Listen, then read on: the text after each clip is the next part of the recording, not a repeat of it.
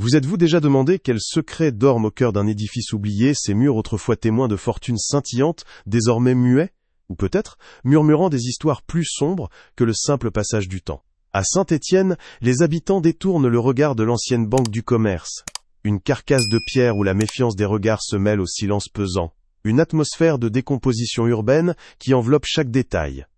Est-il concevable qu'au sein de la plus abjecte cupidité, là où l'argent était roi, se cache la plus pure des innocences, attendant patiemment d'or, être révélée par la personne la moins attendue, celle dont les mains sont déjà souillées par l'ombre d'une intention illicite? C'est une question qui vous hante, n'est-ce pas, un paradoxe moral qui défie toute logique et prépare le terrain pour un drame que vous ne soupçonnez pas encore. Car parfois, la lumière la plus inattendue jaillit des ténèbres les plus profondes, et le destin tisse des toiles complexes, défiant nos jugements les plus ancrés. L'air autour de l'ancienne banque du commerce, cet imposant squelette de pierre au cœur de Saint-Étienne, est chargé d'une lourdeur presque palpable, une odeur de poussière séculaire et de moisissure, comme si le temps lui-même était figé dans ses fissures. Les vitres brisées, telles des yeux aveugles, laissent filtrer les dernières lueurs du crépuscule, peignant des ombres allongées et dansantes sur les pavés humides, des fantômes silencieux d'une époque révolue. Vous ressentez ce froid mordant, cette humidité qui s'infiltre sous votre peau, un rappel constant de l'abandon qui règne ici, un silence si profond qu'il semble dévorer chaque son, chaque pensée. C'est dans ce décor de décadence urbaine, où les murmures du passé se mêlent aux frissons du présent, que l'histoire se déroule, une toile tissée de désespoir et d'une étincelle d'espoir inattendu, vous invitant à plonger au-delà des apparences, et à questionner ce que vous croyez savoir. C'est dans cette atmosphère de désolation que Julien Dubois, une silhouette familière de l'ombre, s'apprête à défier le silence. Ses pas résonnent à peine sur le trottoir craquelé, un murmure dans la symphonie muette de la nuit qui tombe sur Saint-Étienne. Son regard, durci par les épreuves, se pose sur l'imposante façade, une confiance aveugle, en sa propre capacité à extraire un trésor qui, il en est convaincu, résoudra tous ses problèmes. Vous le voyez, ce mélange étrange de détermination froide et d'une vulnérabilité qu'il s'efforce de masquer, un homme poussé aux limites par un passé de promesses non tenues et une dette qui l'étouffe comme une corde autour du cou. Il avance, sûr de son dessein, ignorant que son instinct criminel est sur le point d'affronter une épreuve morale inattendue, un face-à-face avec une vérité bien plus complexe que la simple extraction d'un butin. À l'intérieur de l'ancienne banque du commerce, l'air pèse, lourd de l'odeur du papier pourri et d'un moisi tenace qui semble imprégner chaque surface. La faible lumière du crépuscule, filtrant avec difficulté à travers les vitres brisées, crée des motifs d'ombre et de lumière sur les murs décrépits, comme des tableaux éphémères d'un artiste tourmenté. Chaque coup métallique de Julien, précis et calculé, résonne dans la vaste nef, brisant le silence oppressant avec une violence inattendue, un rappel sombre et constant de son dessein. Vous entendez ce son sec, ce bruit qui semble voler les dernières respirations de l'édifice, tandis que le froid pénétrant des voûtes s'accroche à la peau, un étau glacial. La poussière, en suspension dans l'air, danse dans les rares rayons de lumière, comme des esprits agités, portant en elle les mémoires de transactions oubliées et de rêves brisés, une atmosphère de décadence urbaine, qui enveloppe chaque mouvement du cambrioleur. Julien Dubois est un homme aguerri, ses mains calleuses habituées à l'effort, mais ses cicatrices, vous le devinez, marquent bien plus que sa peau, elles sont gravées profondément dans son âme. Un passé de promesses non tenues, de choix douteux, et une dette qui le serre à la gorge, l'ont poussé à ce point de non-retour, à ce dernier recours. Le vol. La culpabilité des déceptions passées plane sur lui comme une ombre constante, le poussant en avant, cherchant désespérément une rédemption matérielle qu'il espère trouver dans les profondeurs de ce coffre-fort. Pourtant, au fond de lui, son esprit aspire à une autre forme de rachat, une paix qu'il ne sait comment atteindre. Sa motivation est le désespoir pur, sa vulnérabilité, une étincelle d'humanité qu'il croyait lui-même avoir éteinte depuis longtemps, mais qui, vous le sentez, n'attend qu'une occasion de se rallumer, prête à le surprendre. Le silence est rompu par le grincement lent et agonisant d'un loquet qui cède, un son qui vous glace le sang, annonçant l'imminence d'une révélation. Le lourd verrou de la porte du coffre-fort, promesse d'or et d'une issue à tous ses problèmes, commence à s'ouvrir. Un seuil entre son ancien monde et celui qu'il espère construire. Vous retenez votre souffle avec lui, sentant la tension monter, l'anticipation presque insoutenable de ce qu'il attend derrière cette épaisse tôle. Le faisceau de sa lampe torche, tremblant légèrement dans sa main, est sur le point de percer l'obscurité, de révéler la vérité. Qu'y aura-t-il? Des lingots scintillants, promesses de liberté, ou quelque chose d'entièrement différent, capable de remettre en question toute son existence? Le destin est en marche, et la réponse se cache juste au-delà de cette porte entr'ouverte, vous invitant à plonger avec lui dans l'inconnu. Vous vous tenez là, observant Julien, et l'air de Saint-Étienne autour de vous semble épaissir, chargé des récits inachevés de rues pavées et de bâtisses grises qui ont vu tant de destins se jouer. Le vent, porteur d'une humidité persistante venue des monts du Forez, s'engouffre dans les ruelles étroites, faisant frissonner les feuilles mortes, et soulevant des volutes de poussière, comme des fantômes pressés par le temps. Les façades des immeubles, léchées par le crépuscule qui, éteint, virent du gris au violet sombre, tandis que les lampadaires s'allument un à un, projetant des cercles de lumière blafarde sur le bitume usé. Vous sentez cette mélancolie urbaine s'insinuer en vous, un sentiment partagé avec Julien, dont la silhouette se découpe, solitaire et déterminé, face à l'ancienne banque du commerce, ce colosse de pierre qui respire l'oubli et le secret, un lieu où le passé ne cesse de hanter le présent, attendant d'être exhumé. Julien Dubois, vous le comprenez, n'est pas né de la nuit. Ses mains, durcies par des années de travail acharné, portent le poids d'une vie où les promesses se sont souvent envolées en fumée. Il a connu les espoirs éphémères, ces feux de paille, qui se cessent, éteignent trop vite, laissant derrière eux une cendre amère, et le goût persistant de l'échec. Sa dette, une entité invisible mais omniprésente, s'est enroulée autour de son cou comme une corde, se resserrant à chaque aurore, étouffant silencieusement, le poussant inéluctablement vers ce point de non-retour. Cette pression constante, cette urgence vitale, a fini par le transformer, le forgeant en un homme que vous ne pouvez qu'observer, tiraillé entre la nécessité et la moralité, un homme qui cherche une issue, n'importe laquelle, à son propre désespoir, quitte à franchir la ligne. Pourtant, sous cette carapace d'homme endurci, vous percevez une étincelle, une lueur fragile d'humanité qu'il croyait avoir éteinte depuis longtemps, enfouie sous les strates de la culpabilité et des déceptions passées. Elle affleure parfois, comme une braise sous la cendre, au détour d'un regard furtif vers les étoiles, ou d'un souvenir fugace d'une époque où l'innocence n'était pas un luxe. Cette part de lui-même, qu'il s'efforce de masquer, est la source de sa véritable vulnérabilité, un fil ténu qui le relie encore à un monde qu'il a choisi de fuir, un rappel constant de l'homme qu'il aurait pu être, et peut-être, qu'il aspire encore à devenir. Il avance, le cœur lourd, vers un destin qu'il a lui-même tissé, mais dont les motifs pourraient bien le surprendre. Le silence à l'intérieur de la banque est une entité vivante, une présence oppressante qui pèse sur chaque mouvement de Julien. L'odeur du moisi et du papier pourri s'accroche à vos narines, un parfum entêtant de temps révolus et d'histoires oubliées. Les faibles raies de lumière, filtrant à travers les vitres brisées, dessinent des figures fantomatiques sur les murs lépreux, des arabesques de poussière et d'ombre qui dansent dans l'air immobile. Chaque coup de son pied de biche résonne avec une violence inattendue, un écho froid et métallique qui se propage dans la vaste nef, brisant le sortilège du silence pour mieux le renforcer ensuite. Vous sentez ce froid mordant s'infiltrer dans vos os, une température constante qui semble vouloir geler l'espoir lui-même, vous enveloppant dans une atmosphère de décadence urbaine et de mystère. Alors que Julien s'approche du coffre-fort, cet imposant monstre de métal et de secret, vous ressentez la tension qui monte, presque palpable, dans l'air glacé. Chaque pas est mesuré, chaque mouvement calculé, le bruit de ses outils brisant le silence avec une précision chirurgicale. Les murs de la banque, témoins muets d'innombrables transactions et de fortunes envolées, semblent retenir leur souffle, imprégnés des murmures d'une cupidité passée et des échos d'un désespoir présent. La poussière, en suspension, danse dans le faisceau tremblant de sa lampe torche, comme des esprits agités, portant les mémoires d'une époque révolue, tandis que le froid, pénétrant des voûtes s'accroche à la peau, un étau glacial qui serre la gorge, rappelant à Julien la gravité de son acte. Il positionne son pied de biche, la sueur perlant sur son front, malgré le froid ambiant, ses muscles tendus par l'effort et l'anticipation. Le silence se fait encore plus lourd, la respiration de Julien le seul son audible dans cette cathédrale de l'argent déchu. Vous vous demandez avec lui ce que cet acte va libérer, non seulement derrière la porte scellée, mais aussi en lui-même. Le temps semble étiré, chaque seconde une éternité avant que le loquet ne cède. Le poids de l'inconnu est écrasant, un fardeau moral qui dépasse de loin le poids du métal qu'il s'apprête à forcer, vous laissant deviner que le véritable trésor, ou le véritable défi, ne sera pas celui qu'il attend, mais quelque chose d'entièrement inattendu qui pourrait bien redéfinir son âme. Le lourd verrou cède enfin un son métallique qui déchire le silence comme un coup de fusil, vous faisant sursauter avec Julien. La promesse de l'or, l'issue tant espérée à ses problèmes, est là, juste derrière cette porte massive.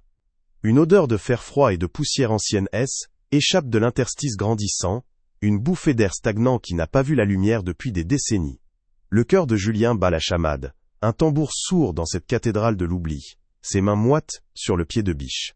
L'anticipation est une bête féroce qui lui serre la gorge, mais une étrange dissonance se fait sentir, un pressentiment glacé qui commence à s'insinuer en vous, un frisson qui n'est pas dû au froid ambiant. Pourtant, au lieu du cliquetis attendu des lingots ou du bruissement des billets, un léger gémissement, à peine audible, émerge de l'obscurité béante du coffre-fort. C'est un son si faible, si inattendu, qu'il semble irréel, comme un murmure arraché au passé par le vent. Le cœur de Julien s'arrête net, la surprise figeant ses gestes, son corps tendu comme une corde de violon. Vous sentez cette confusion, cette incrédulité monter en lui, remplaçant la détermination féroce qui l'animait. Ce n'est pas le son de la richesse, mais celui d'une vulnérabilité désarmante, une mélodie étrange qui vous glace le sang. Un aboiement faible, presque un soupir, le traverse, l'immobilisant complètement. La lampe torche, qui tremblait légèrement dans sa main, devient subitement stable, figée par l'incrédulité. Qu'est-ce que cela signifie ? Elle, écho de ce son minuscule, semble déformer la vaste nef, le transformant en un espace intime et oppressant, où seule cette petite plainte compte. La poussière en suspension, qui dansait auparavant dans les rayons de lumière, semble maintenant se figer, suspendue elle aussi dans l'attente.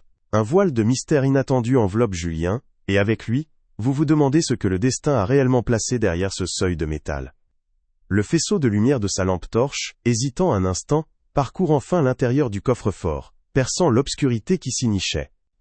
Ce n'est pas l'éclat métallique de l'or qu'il espérait, ni les piles de billets jaunis par le temps.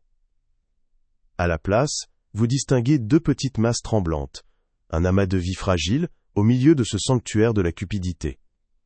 La stupéfaction se lit sur le visage de Julien, son souffle coupé, tandis que ses yeux s'habituent à la vision inattendue. L'air, qui sentait auparavant le moisi et le papier pourri, prend une dimension nouvelle, imprégné du souffle ténu de ces créatures, un contraste saisissant qui vous bouleverse. Deux chiots bergers allemands, squelettiques, les yeux à peine ouverts, sont blottis l'un contre l'autre, un nœud de peau et d'os, un tableau déchirant d'innocence abandonnée.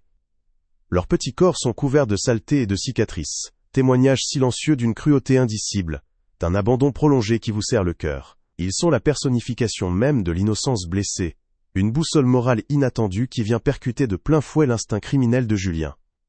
Vous sentez le choc le traverser, une vague de compassion inattendue, qui submerge sa détermination initiale, une émotion qu'il n'avait plus ressentie depuis si longtemps. Julien observe leurs côtes saillantes, comptant presque chaque os sous leur peau tendue, leur respiration superficielle, leurs tremblements incessants qui agitent leur petit corps. Il découvre une écuelle vide et sèche, une couverture rongée, chaque détail un coup porté à sa conscience, une preuve accablante de l'horreur de leur situation. La tension monte, non plus celle du cambriolage, mais celle de l'urgence vitale, chaque seconde comptant pour ces vies fragiles. Alors que l'un des chiots tente une patte faible, frôlant sa main avec une confiance presque aveugle, comme s'il savait qu'il avait enfin trouvé quelqu'un prêt à aider, un doute lancinant s'installe, et si ce N était pas le seul secret que cette banque recelait ? Julien, les mains encore moites de l'effort, plonge son regard dans l'obscurité du coffre-fort, le faisceau de sa lampe torche tremblant légèrement sur les révélations. Au-delà des chiots affamés, il découvre une petite cage de transport, rouillée et ouverte, jetée sans ménagement dans un coin, ses barreaux tordus comme les barreaux d'une prison oubliée. À côté, un vieux sac à dos déchiré, vide, mais dont l'odeur persistante de nourriture pour chien rance témoigne d'une présence récente, un rappel cruel de ce qui aurait pu être, et n'est plus. Le froid glacial de la voûte semble s'infiltrer dans ses os, un écho de la froideur de l'âme, qui a pu commettre un tel acte, vous laissant frissonner. Il perçoit une date gravée sur un mur adjacent, une date ancienne, mais curieusement proche d'un calendrier mural rongé par l'humidité, comme si le temps était suspendu, laissant derrière lui des indices muets d'une tragédie en cours. Mais quelle est la véritable histoire, derrière ces murs de pierre, qui se dressent tels des sentinelles impassibles? Une vague de nausée le submerge, bien plus intense que la simple peur d'être pris. La vision des chiots, si fragile, si innocent, brise la carapace qu'il avait patiemment construite autour de son cœur, une carapace forgée par des années de déception et de lutte. Sa dette, si pressante il y a quelques instants, s'estompe, reléguée au second plan par cette urgence vitale. Les chaînes invisibles de son passé, celles de ses propres échecs et de ses mauvais choix, lui semblent dérisoires face aux liens de l'abandon qui ont enchaîné ces petites créatures. Vous le sentez vaciller, tiraillé entre l'instinct de survie qui le poussait au vol, Et cette nouvelle mission inattendue, un feu intérieur qui se rallume, réchauffant son âme glacée. Comment pourrait-il, après avoir été le témoin de tant de cruauté, fermer les yeux sur cette injustice? Guidé par une force qu'il ne s'explique pas, Julien écarte les débris accumulés près de la cage, à la recherche de tout indice, d'une signature, d'un nom qui pourrait éclairer ce sombre mystère. Sous une pile de vieux journaux jaunis, il découvre une petite plaque d'identité pour chien, gravée d'un prénom féminin, Lumière.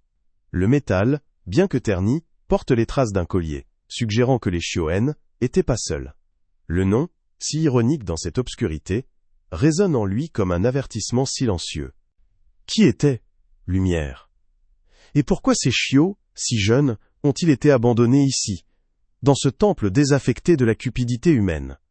Une peur nouvelle s'insinue en lui, la peur non pas pour lui-même, mais pour ses vies innocentes, et pour la sombre vérité qu'il commence à déterrer. Il s'accroupit, sa main calleuse touchant délicatement la petite tête d'un des chiots, dont les yeux à peine ouverts le fixent avec une confiance désarmante. L'autre, encouragé, se blottit contre sa cuisse, cherchant la chaleur de son corps. C'est un moment de répit inattendu au cœur du chaos, un instant suspendu, où le temps semble ralentir. Le contact de leur petit corps tremblant, si doux, si vulnérable, fait fondre une partie de la glace qui enserrait son cœur. Une lueur d'espoir, fragile comme une flamme vacillante dans le vent, s'allume en lui, une promesse silencieuse de protection. Il murmure des mots doux, des sons qu'il n'avait pas prononcés depuis des années, des mots qui ne sont pas pour le trésor, mais pour la vie. Mais ce court instant de tendresse ne peut masquer l'urgence de la situation. Soudain, un craquement distinct, venu de l'un, étage supérieur, déchire le silence pesant de la banque. Ce n'est pas le bruit d'une vieille structure qui cède, mais le son calculé d'un pas, lourd et délibéré. Le cœur de Julien s'emballe, frappant contre ses côtes comme un oiseau en cage. Il n'est pas seul. Le froid de la pièce devient plus intense. Un frisson glacial qui n'a rien à voir avec la température. La poussière en suspension, qui dansait auparavant, semble se figer, comme si l'air lui-même retenait son souffle. Est-ce le gardien de la banque, le propriétaire, ou pire encore, la personne responsable de l'abandon des chiots, revenu pour s'assurer que son sombre secret reste enfoui? Chaque ombre semble s'allonger, menaçante, et le temps pour agir se réduit à chaque seconde qui écoule, vous laissant sur le qui-vive, le souffle coupé. La décision est prise, irrévocable, gravée dans l'urgence de l'instant. Le plan de vol est désormais une relique du passé, éclipsé par la mission de sauver ses vies. Il rassemble les chiots, les enveloppant délicatement dans sa veste pour les protéger du froid et des regards.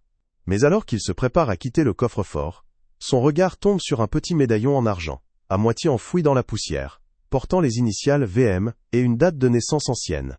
C'est un indice trop personnel pour être ignoré, une preuve concrète d'une présence humaine antérieure, et peut-être, d'un lien inattendu avec l'abandon. La sortie de la banque, autrefois une simple évasion, devient une course contre la montre, pour échapper à un danger inconnu, mais palpable, vous forçant à vous demander si Julien pourra s'en sortir indemne, lui et ses fragiles protégés.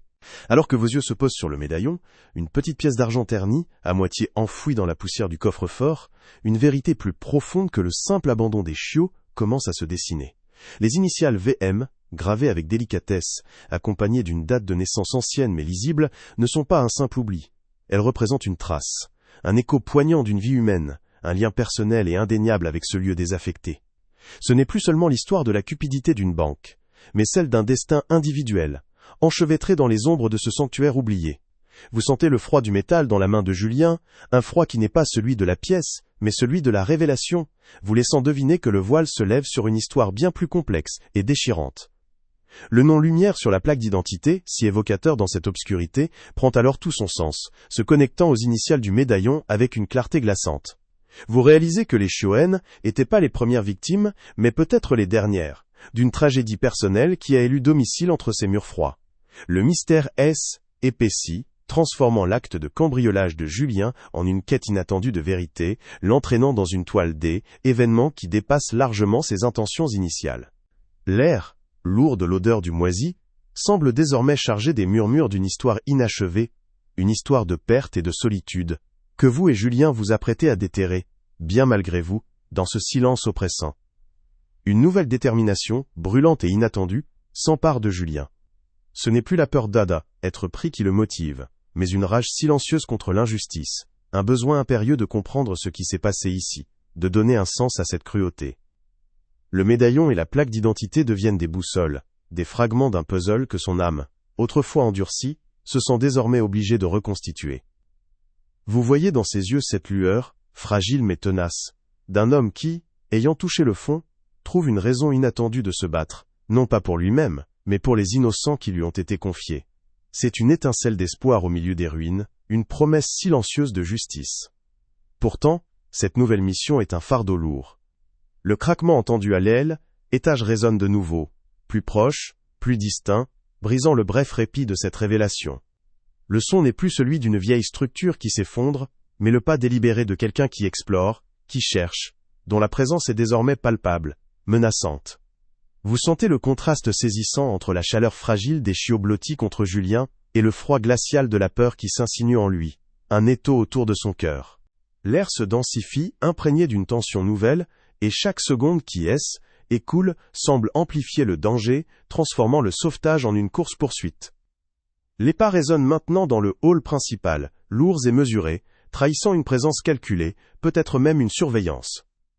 Vous entendez le grincement d'une porte qui s'ouvre lentement, le froissement de vieux papiers sous des pieds invisibles, des sons qui vous glacent le sang.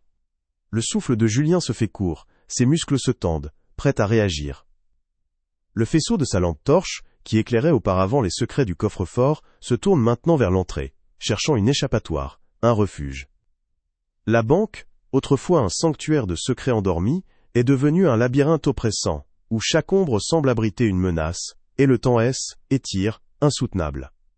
Le danger est imminent, vous le savez, et la confrontation inévitable. Julien n'a plus le luxe de la réflexion.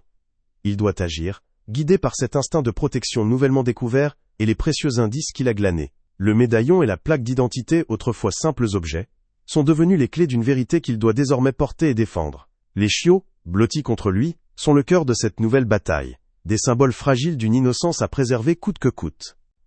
La lumière de sa lampe torche vacille, projetant des ombres dansantes sur les murs décrépits, tandis que le son des pas se rapproche, annonçant le choc, le moment où le passé et le présent se heurteront, dans ce silence lourd de secrets.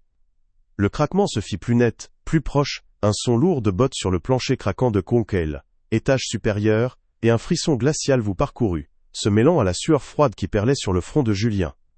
Son cœur battait la chamade, tambourinant contre ses côtes, un bruit assourdissant dans ce silence oppressant. Il serra les chiots contre lui, leurs petits corps tremblants sous sa veste, leur chaleur fragile un contraste saisissant avec l'air glacé qui l'entourait. Le plan de vol était envolé, remplacé par une urgence brûlante. Les sauver, coûte que coûte. Chaque ombre semblait s'allonger, menaçante, et le temps se réduisait à chaque seconde qui écoulait, vous laissant le souffle coupé, l'attente insoutenable d'une confrontation inévitable. Il devait agir, maintenant, avant que l'obscurité ne l'engloutisse. Julien, les sens en alerte, tenta de se mouvoir sans bruit, mais le plancher de bois pourri gémit sous son poids, trahissant sa présence avec une violence inattendue. Un murmure rauque, à peine audible, descendit de l'étage, suivi d'un autre pas lourd qui résonna dans la nef comme un coup de tonnerre. Était une voix d'homme, chargée d'une colère sourde, et la température de la pièce sembla chuter brutalement, vous enveloppant dans une angoisse palpable.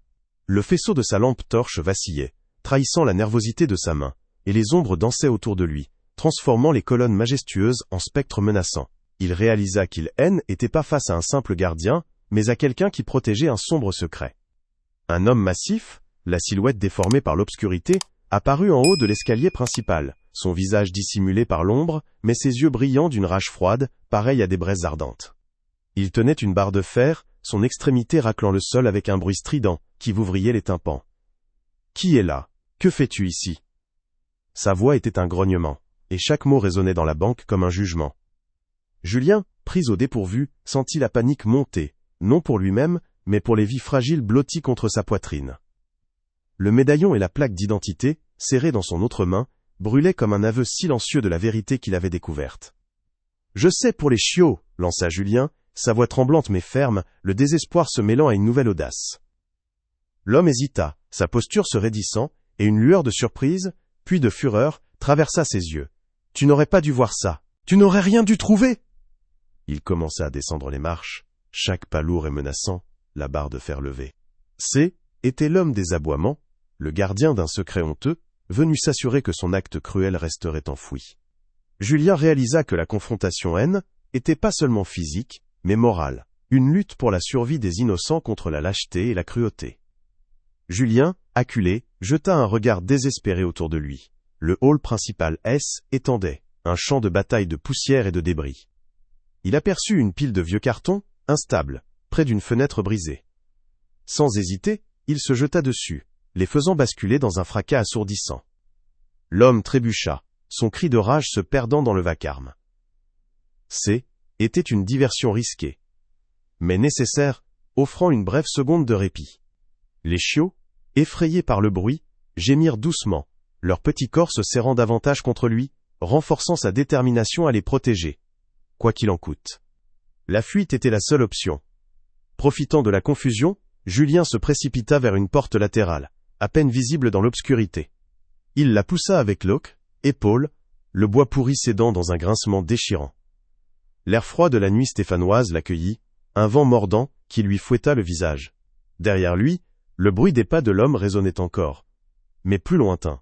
Il courut, les poumons brûlants, le cœur tambourinant, les chiots blottis contre lui, leur survie dépendant désormais de chaque foulée. La lueur des lampadaires au loin était une promesse de salut, mais l'obscurité de la ruelle était profonde, et l'homme de la banque, il le sentait, le suivait encore, une ombre menaçante qui s'accrochait à ses pas, laissant tout en suspens. Le froid mordant de la nuit stéphanoise fouettait le visage de Julien, mais une chaleur nouvelle, étrange et puissante, irradiait de son cœur, réchauffant les chiots blottis sous sa veste. Le vacarme de la fuite s'estompait peu à peu, remplacé par le souffle haletant de Julien, et les petits gémissements des créatures contre sa poitrine. L'homme de la banque, cette ombre menaçante, semblait enfin loin derrière, son feu de rage éteignant dans l'obscurité des ruelles tortueuses, laissant place à une paix précaire, mais bienvenue. Vous sentiez cette adrénaline redescendre, laissant derrière elle une fatigue intense, mais aussi un sentiment d'accomplissement inattendu. Les lampadaires, autrefois des phares lointains, se transformaient en points de repère réconfortants, guidant ses pas à travers le dédale urbain. Chaque lueur une promesse de sécurité pour ces vies fragiles qui dépendaient entièrement de lui. Un fardeau qu'il portait désormais avec une fierté inattendue.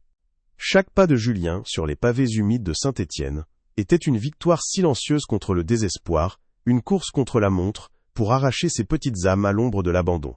Il longeait les façades endormies des immeubles, les lumières tamisées des fenêtres révélant des scènes de vie ordinaires, un contraste saisissant avec l'horreur qu'il venait de quitter. Les chiots, leurs petits corps tremblants, respiraient à peine, leur cœur minuscule battant la chamade contre le sien, un rythme de vie fragile et précieux. L'odeur de la pluie fraîche, mêlée à celle de la terre humide, emplissait l'air, purifiant l'atmosphère des relents de moisie et de poussière de la banque, comme si la nature elle-même lavait les traces d'un passé douloureux. Vous perceviez cette urgence, cette nouvelle mission qui avait supplanté toutes les autres, transformant Julien en un protecteur inattendu, une force de la nature au service de l'innocence. Enfin, une enseigne lumineuse se détacha dans l'obscurité, un refuge animalier, un havre de paix au bout de sa course effrénée. Le cœur de Julien se serra, non pas de peur, mais d'une étrange appréhension.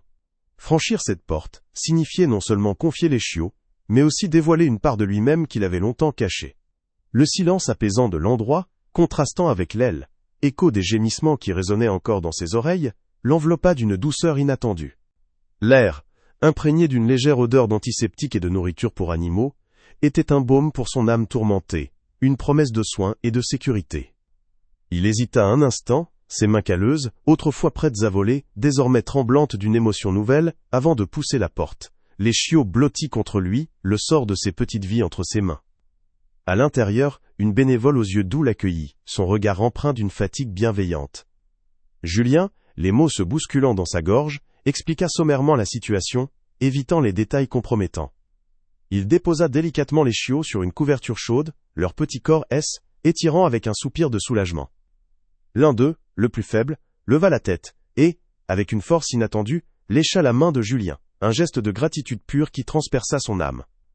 Ce contact, si simple, si innocent, fut sa véritable récompense, effaçant d'un coup toutes les médailles et les reconnaissances matérielles qu'il n'avait jamais cherchées.